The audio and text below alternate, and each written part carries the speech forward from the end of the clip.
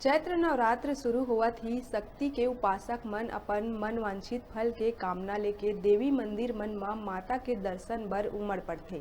ऐसने दृश्य महासमुंद जिला अंतर्गत बागबाहरा के घुचापाली स्थित मां चंडी देवी मंदिर के घलो है। माता चंडी मंदिर में हमेशा ही श्रद्धालु मन के साथ भालू भी मंदिर परिसर में माता के आरती में शामिल हुए पहुंचथे। ये सिलसिला पाछू कई बछर ले लगातार जारी है। पहली आधा दर्जन ले ज्यादा भालू मंदिर में आवत रहिस। श्रद्धालु के बीच पूजा में शामिल हुए पहुंचे ये भालू मन अभी तक कोनो ला कोई नुकसान तो नहीं पहुंचा है, लेकिन माता के प्रति लोगन में धार्मिक आस्था ला बढ़ाए के काम जरूर करे है। मां चंडी मंदिर के पुजारी टिकेश्वर दास जी महाराज रोजाना ये भालू मन ला अपन हाथ ले फ्रूटी पिलाथे। तो उन्हें भालू आनंदित होके पुजारी और श्रद्धालु मन के बीच में घूमत रही थे।